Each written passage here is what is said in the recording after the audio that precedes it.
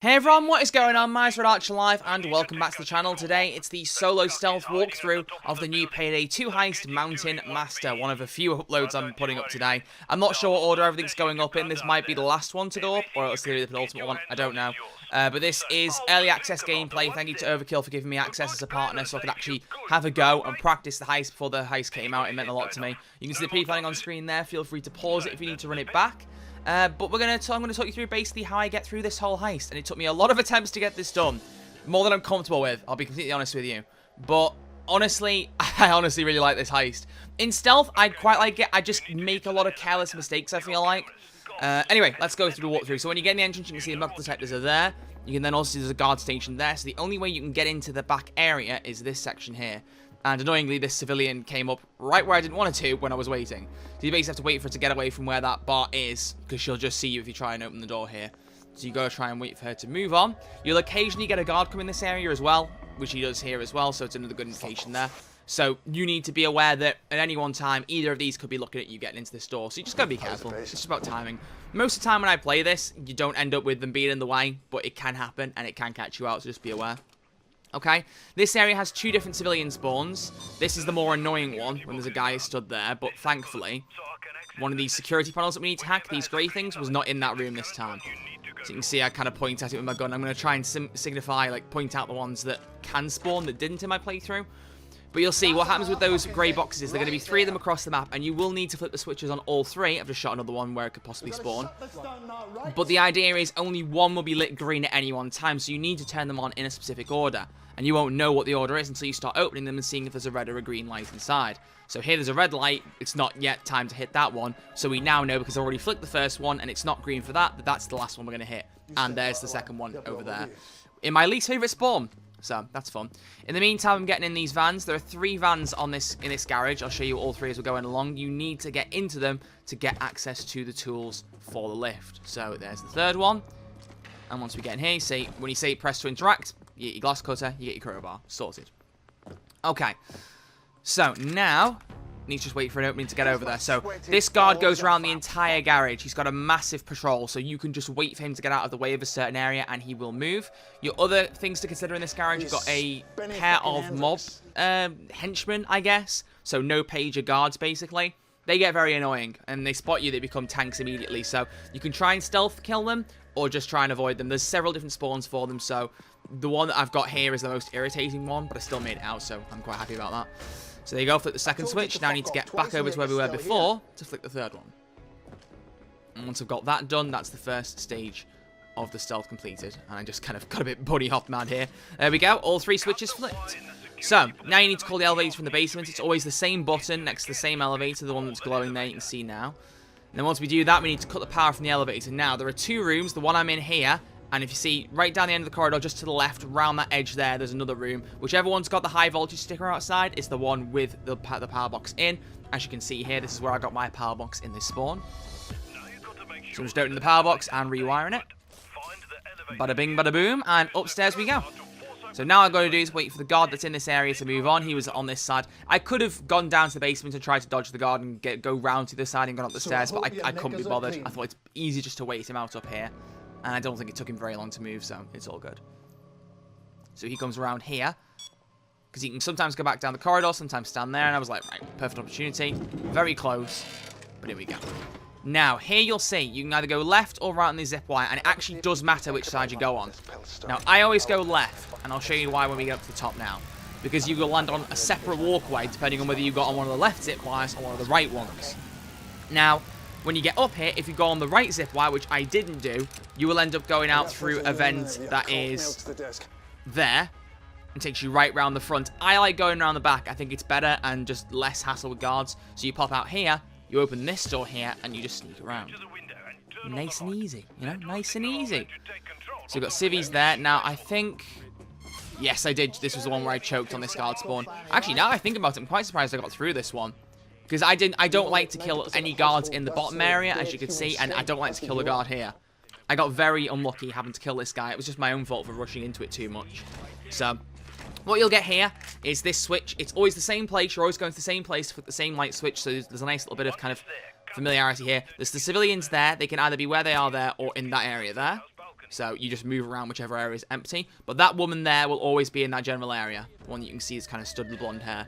So she'll always be there wandering about, but the chances of her seeing you are quite minute as long as you hide at the right points. I don't think there are that many points you need to hide though, so it's all good. So the window cleaning platform comes down, you cut through it with the tech we got earlier, and in we go. Now, one criticism I have of this map is there are nowhere near enough body bag spawns, or body bag hiding places, I should say, sorry. Don't throw them over the edge of the building, as I found out, because if you do that, it will set a car alarm off the bottom of the map, and will just turn the alarm on immediately. So I had to wander around with this bag for a minute before I could find somewhere safe to put it. So I do think some more dumpsters, or just, I get why they let car alarms go off if you throw it off the edge of the railing, but I just kind of wish they hadn't done that. Just more ways to store body bags would have been nicer. That's like one of my only critiques of this map, because I really like it. I just think there's a couple of things that they could have done to improve it. So, there's a few ways around. Once you're in this section of the map now, that there is a laptop spawn. Obviously, it's not there this time, so you don't need to worry, but just pointing out. That's why I like to shoot at things. And here is one of the gold loot spawns, which we'll talk more about in a little bit. But you'll see now as I turn around again. Yep, that one. So I just open it to show you what it looks like. Then close it. You need a keycard to get in there. But yeah, this whole area kind of is an open layout. There's a few different ways to get round. Guards pretty much everywhere. This guard is the only one on this side walkway. So if you could spare the pager, you could kill him and have a direct access route from one side of the main penthouse area to the other quite easily. You could manage without killing him. I can't remember whether I just decide to kill him or whether I get caught. I get caught. Yeah. It ended up working in my favor, so I don't mind this one as much. So that body bag down, and get the pager. So now we need to find the hidden server room. That's our next objective. Now, what I did in the pre-planning, you'll see if you run it back, I opened all the doors that were locked, which was purely for convenience to make life easier, and I also marked where the hidden server room will be, because it's like framing Day 3 in this sense. There is a room hidden behind a bookshelf. You've got to figure out where that room is. Now, if you mark it in pre-planning, you'll see this massive yellow outline miles away from where it is. It's very, very helpful, and it gives you an idea of where the area will be. Now, because there's a guard there, that notepad is on that spawn. If that guard isn't there, there won't be a notepad there. And there's only a couple of other spawns the notepad can be. One is on the dining room table, or kitchen table, I guess. The other one, I can't remember off the top of my head, unfortunately. Is it, Stan? Come on, I always go through this bedroom. Okay, and there's the laptop spawn. Sort it or abort it. So one could also be in the bedroom that I just went through. I don't know whether I shot there, but I was kind of in my own element. But those are the only 3 laptop spawns I know of. There may be more. I don't know for sure. So you got to be careful here, because the guard can be on the left and right side as you come out of that vent. Alright, and in we go. So all I'm doing right now is trying to find the server room to begin us off. Okay, that's all I need to find for the time being. The stealth objectives in this heist I really like. They're actually quite enjoyable. Not enjoyable, though, when as soon as you open the door to get through, a guard adopts it into his path. That really irritated me. You got to bear in mind that by the time I was recording this exact playthrough, it was about 2 or 3 in the morning. I was really busy. I had some internet issues over the weekend, so I didn't have a chance to. I got given access at like a decent amount of time before this time by Overkill, and I'm very grateful to them for that. But I ended up only being able to do this the night before, and I failed about 20 times. So by this point, I was drained, and very glad I wasn't recording commentary. Because I thought, no, I'll record it afterwards, and that way, if it takes me a while to do, it won't be a problem. But you can see straight down the corridor there is another gold spawn. You can see from the giant kind of gold outlined mirror. So that's another one of the gold locations. Each one of those contains 4 gold bags, and each one requires a keycard. There are keycard spawns dotted around the map. I've only ever seen one in any one playthrough, but there could be more. Don't know for sure. And one is on the main Triad leader's body. I can't remember his name. Yufu Wong. It's on his body. So as far as I know, I've only seen 2 loot spawns, which is kind of a bit of a letdown for loot, but there might be more I've missed. Don't press that gong. It's been in other City of Gold heists, and I've not properly clocked it. But if you hit that, it will immediately set the alarm off. And no, folks, I'm not talking from personal experience. Don't worry about it. So as you can see, the server room was marked here with this golden outline on the bookshelf. We already have the notepad from earlier, so now I just need to copy it over and work out the code. So I'm just typing that very quickly. That guard that was there that's moved away, he kind of bounces around that corridor in the outside area, so I want to move quickly. because you need to get this server room door shut again. Otherwise, they'll spot it like frame day 3. And that also cost me a playthrough. I thought, oh, leaving body bags in there is a bad idea. I didn't realise that would be a problem, and I realised afterwards, no, it's because I left the door open so they could see the server room had been accessed. Anyway, so now we need to go back to the laptop that I showed you earlier. I showed a couple of spawns, so all we need to do is go over there and get it going. It's a 40-second encryption, but you can, via pre-planning, decrease the time for encryption. I've not done that, but I actually kind of recommend that if you can spare the assets and, you know, unlock a couple of doors in its place. Because I used 4 assets on unlocking doors.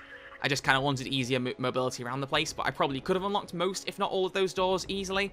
So, because I think they only need lockpicks rather than drills, so you would have been okay, I would have imagined, but... Either way, I was chancing it here because I wasn't sure how long it would take this guy to turn around and come back out. But it only takes 40 seconds on the base encryption, so I thought I could just about risk it. I thought he was either going to turn around right now or walk further into the bedroom. And as luck would have it, after a few seconds, he walks further into the bedroom. And we don't actually see him again before the encryption's done. Which I was really, really happy about. I was genuinely worried he was going to start coming back and it was going to be a race against time. So I'm very, very glad that he didn't come back. So... once we get this hard drive decrypted, we've got to then store it, which handily this time is right in the room next door behind us, in the kitchen/dining room. We need to put it in the lazy waiter, is it called? Dumb waiter? Dumb waiter, that's the name for it. I've never heard that term before, so maybe I'm just uneducated. I don't know. So yeah, that guy could be on the left as you saw he was there. He can also go on the right, and he'll like be in the corner almost. It's hard to spot until he sees you. It's a bit awkward. So you have to hit the button on it to make the dumb waiter appear. And then you have to put the hard drive in. Like so. Alright. Now I need to trigger the fire alarm. And what follows is the most annoying 2 or 3 minutes of this playthrough. I was going to cut a gap out, but I figured I could just kind of give general advice and talk about the map a bit more while I was waiting. Because I couldn't find the fire alarm for the life of me. And then the game points me to a room that the fire alarm is not in. So that's fun. So, obviously, because it's an earlier build, there are going to be some bugs, and I think this will be one of them. There are a couple of other bugs, like I was in a security room in one playthrough, and it was showing a door, and then when you got close to the wall, the door disappeared. Because I'm guessing it was like an alternate spawn of a door. Some textures, like vases and stuff, disappear when you get quite close. There's a couple of, like, you know, surface-level bugs like that. So I'm thinking this could be one of those. But you'll see in a moment, I'm wandering around going, right, where's the fire alarm? Because I know a couple of spawns, but not many of them. And I know what texture I'm looking for. I also see this as an opportunity to get in here. Not sure why, because all it has is the car keys, and you don't need them for stealth. I hadn't played the loud by this point. I was just trying to get the stealth playthrough, so I didn't know for sure. But yeah, so it will mark the fire alarm in a minute, and I'm going to go, well, I don't think it's in there, because I haven't seen it. Fetus boy. What an insult. Fetus boy. I still need to do a video about this character pack, Malcolm Tucker. Well, voiceover pack, I guess, because it's a mod. It's just one of my favourite things in Payday. But that's for anyone who knows I love Peter Capaldi. That won't be a surprise at all. So I'm going to look in this room next, which is the room it tells me the fire alarm's in, when it's not. We do love a good little bit of a practical joke. So I'm just looking around, trying to find the fire alarm texture. Can't see it. Yes, very good. But, right, so, yes, you can see the door on the left there that's opened up. That was the door in the section where I came out from the top of the elevator. So it's like a nice little bit you can get around. But you don't need to ever go back there, so I don't know why that door even opens. There's not real any point to it opening, at least that I can see. But, whatever. Okay.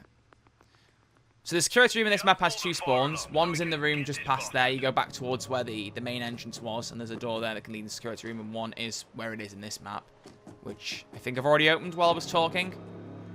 It is shocking how bad my attention span is while I'm watching this and giving a commentary.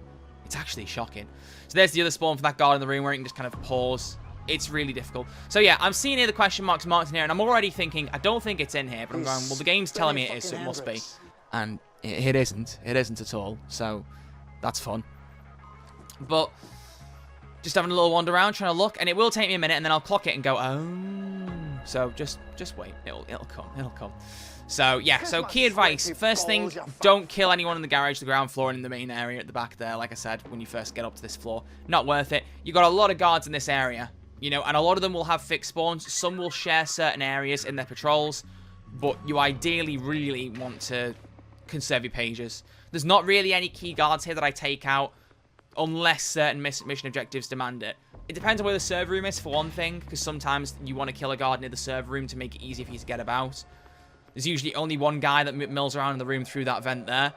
So killing him frees up your space a lot. You might occasionally get someone coming in there still, but very rarely. Same with this guy in here. You might occasionally get another person in the kitchen, but it's usually this one dude. So often they're usually tied to one room, and it's not very strongly shared. But, right, so this is, I think, where I'm going to spot the fire alarm. No? Not just yet? It's any moment now, because it's in the room outside here. It's in, like, the main hallway. Which, again, why was it marking this room when it wasn't here? I don't know. You can still see my confusion. And it's just going to be through that double door there. You'll see it for a split second in the distance. And if you don't, you'll see it when I actually hack it. Or pull it. Oh, there it is right there. You can see it through the doorway. The little red texture. It's gone. You'll see when we go over now. It's about 2 seconds till I spot it. So I hope your knickers are clean. Come on. I'm looking for the T-set, I think, at this point, because I did the T-set achievement video after this. I was, like, looking ahead to try and spot the spawn. There it is over there, and I've spotted it. Boom. Yep, there we go. Now I've spotted it. So I don't know why it marks that room. I really do not know. It's strange. Kiss my sweaty balls, you And hop across, and boop. Fire alarm's triggered. Nice and easy. Alright. So now all you need to do is get up to where the Triad leader is. It will give you a few markers you need to follow to get up to the top. And then you're all good. You go and kill the Triad leader. Now, when you get up to this roof section, there are a number of guards patrolling the area. And this is another reason why I say be careful with pages in this heist in particular. You're going to get caught out almost definitely. I find it very hard to believe that you will have very many opportunities to kill the Triad leader without at least one guard seeing you do so. And that's what happens in my playthrough here. I kill the Triad leader and somebody does see. But I managed to contain the situation. Somehow. The T-set's right there on my left as I've just walked past without even realizing it. But, like I said, I'll do a full achievement guide to get all the locations for those, so don't worry. It's one per City of Gold heist, which is nice. It's better than the Sangres achievement, where you had to find his mask in a bunch of different places in Silk Road heists. Random heists, actually, wasn't it? So my goal here now is first off finding the Triad leader. You can mark him just like any other guard, so it's hard to immediately know where he is. But you'll hear him start talking.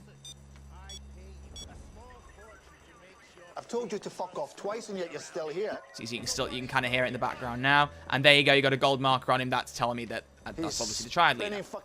So I'm currently doing super duper important math skills, trying to calculate the best moment to take him out. Going around here looking for guard spawns. Because it's a very open helipad. I know there's lots of like cover breaks for sight, but there's enough guards around here for that to not matter. So I honestly thought I got him here with no problem. But as I'm turning around, he sees. But thankfully, nobody else sees him. So I'm able to open that door over there, because I wasn't sure if it would even unlock, to be honest, and get both of these bodies bagged. Also, I'd like to remind everyone that I haven't found a single, like, dumpster or anything like that to store a body bag in yet. The only ones I've put in storage so far are the ones that are in that little walkway where no other guards are going. It's definitely one of the main flaws of this heist, and there aren't many. It's definitely my favorite the City of Gold heist, but body bag storage is something that Overkill have definitely overstepped in this, or like oversighted, I should say, overseen. Overseen? Yeah, probably the best term for it. They really missed a trick there. There's some dumpsters in the garage area downstairs, but you're not able to go back downstairs afterwards, so it's handy for then, but not really much opportunity here. But lo and behold, ladies and gents, because get ready. I know, it's a shock moment. I'm going around here, and look. Oh, I spot this first, but look, there's a vent over there. And it turns out, ladies and gents, that's actually a perfect storage place for bodies. Overkill actually put one in the map. Who would believe? Sorry, that's really cynical, but yeah, I'm surprised there weren't more spawns. That's the only real main issue I have with the stealth of this. You know, a lot of it I can't really fault. Even though I failed about 20 times, that was down to my own stupidity. It got to the point where I'd failed twice due to making mistakes being right near the end. One was hitting the gong. It said don't press the gong, but I thought what happens if you press it isn't an achievement, and it set the alarm off with no achievement. And the second one was throwing a body bag over the edge of the building. Both were playthroughs where I was doing really well, and I kind of choked it for myself, and then I just kept screwing up in the downstairs area in the garage. So, you know, I just kind of was starting to get a bit annoyed, but that's just, you know, what do they say? Skill issue. Skill issue. This is some kind of achievement. You press a button and there's like 3 buttons on the roof and you get an achievement. I didn't want to risk it though, because in my head I was thinking, right, I can get out of here now if I secure the gold. Let's get the, let's bag the solo stealth video. Like the true YouTuber that I am. I was like, let's get this bagged. And also because it was, you know, 2 or 3 in the morning. Did I say it was about 2 or 3 in the morning? I said it was about 2 or 3 in the morning. I wanted some sleep by this point. I didn't go to sleep until 5:30 in the morning. But you know what? the things we do for content, you know? So, subscribe, please. Thank you. So, now I'm looking for somewhere to get the gold. Okay, so we've seen 2 locations for gold loot spawns, and I don't see another one as I'm going around now, so it could be there's just those 2 spawns, which is the only other thing. My only other slight criticism is the loot of this map. It's hinted as you're going in that there's, like, you know, loads of loot, and it's up to you how much you take, but you're forced to take 1 full vault's worth of gold. I don't like it too much when there's a lot of objectives in a stealth heist, and then securing loot on top is kind of, like, pushed on you. I know, obviously, it's payday, and the idea is to make money, but... like, it should just be an option. Like in Framing Frame, you plant the coke, and then you don't have to take any of the gold. If you want to take the gold, you can, but if you'd rather just get out and enjoy the payday for the base contract, then you can go. Because the thing you gotta remember is, just because you're not getting loot in the actual heist doesn't mean you're not getting paid. There's a contract fee. So, you know, sometimes the gold, like, securing loot can feel surplus to requirements, and in this heist, it almost kind of does. Like, in Stealth All Out, you can't leave without securing 1 vault's worth. You know, I played... Dead Sentence 1 down stealth. I played Overkill loud because I was a casual and didn't really care, and I don't care if people judge me for it. And regardless, you need to secure 4 bags, which is what's inside one of those storage areas. As you saw, I did pick up a keycard off of Yufu Wong, so it made it easier to, you know, unlock one, because I don't think I actually found a keycard spawn in this playthrough. But it just feels unnecessary, because now, you know, the heist would have been done in sub 20 minutes, but I'm sat here slowly dragging bag by bag over to the dumbwaiter. It just kind of draws it out a bit unnecessarily, I feel like. But that's just me. It's just my opinion. You know, you don't need to scream about it. I'm not saying anyone would, but you get the point. Now, the only other thing is in the pre-planning, you can put thermite down. And that, I'm guessing that's obviously another way to get into the vault, or the meeting room, sorry. So I'm guessing that skips just the fire alarm step. I have not tried that, I'll be honest, because like I said, it was ridiculously out in the morning. I was not about to do another stealth playthrough to check that out. But Locke says in pre-planning that's good for keeping things quiet. The thermite can be used loud, so it seems like that's a pre-planning asset you can use either way, which is quite cool. So I implore you to check it out. And on my stream later tonight, which I haven't mentioned, but I'll mention in the news video, but whatever. In my stream later today at 7 PM UK time, I'll be probably trying that out and just having a look and just seeing if it's any cop. Because I would like to actually see how it works in stealth. It would be interesting to me. So now we're just going to get the last 3 gold bags secured. Don't worry, we're almost there. But I think this is a really solid ending to the City of Gold campaign. Because, you know, I've had my biggest issue has been the performance issues sometimes with some of these maps. Black Cat, I don't know why, would not run properly for me. It's better optimized now. It runs better since, like, there's been a few patches afterwards. But this map runs quite well. I'm quite impressed with how well it runs, to be honest. And there's my last pager. See what I mean about keeping them spare? You just get caught out. You just get caught out. It's honestly just like, it's just annoying. But it is what it is. And boop, boop, boop. Corpse bagged. And then I just kind of thought, right, well, all the body bags around here, I'll just put his there. Even though that bedroom was not going to get any other guards in there as far as I know. Like, I could have left him in there. Even as a hostage, I could have left him kneeling there, honestly. But I thought, no, just to be sure, bag him up, put him in the same area as everyone else. Just made sense to me. Alright. So there can be a gold spawn against that central pillar in the bedroom. That's why I was looking earlier. And it makes it a lot easier if that gold spawn is there. Because imagine how much easier it would be to drag all the bags over here. Because you always have to put them through the dumbwaiter. So I hope you can get a zip line, but you can't set it up in stealth. I'm pretty sure I bought one in the pre-planning. Now that I think about it, I'm pretty sure I did. And there was no point. You didn't get to use it. So what I really should have done in pre-planning, and I've only just realised this 22 minutes into the heist, is kept one of the 4 doors locked to get a favour back, not bought the loot, and then got the quicker, not bought the zip wire, and then got the quicker decrypt on the hard drive. That would have been the more kind of like, you know, peak stealth walkthrough. You know? So I don't have Shadow walking next to me and saying, "You're a beta male." Do you like my YouTube references? Is that how I show I'm relevant and I still watch YouTube videos? I know, I'm so cool. I'm so cool. Okay. And bada bing, bada boom. So, I didn't mention this earlier, but the stealth kind of goes wrong at this point. And at this time of night, I did not care. I was like, as long as I can get to the exit without the alarm going off, I'm happy. And thankfully, as soon as you secure the last bag, the escape location spawns. And it's just the window cleaning platform you were on earlier in the heist. So I just jump right through, slip on here, and bada bing, ha-bada boom. Heist completed. So that is my full solo stealth of Mountain Master, which I love. The map design is great. I really like the whole vibe to it. I just think more body bag spawns would be nice, and maybe slight flexibility with loot, more loot, and not forcing you to secure loads of it. So I got loads of content for coins here, because I got, there you go, 950 achievements. But there we go. Thank you all very much for watching. If you have enjoyed the video, please do give it a thumbs up. I greatly appreciate it. And subscribe if you're new to stay in touch with future content. Hope you enjoyed the other videos going up today on this update, including the news video, breaking it down, my review, and also on top of that, the T-set achievement guide. But either way, thank you all very much for watching. I'll see you all soon with some more content. Look after yourselves, stay safe, and thanks for watching.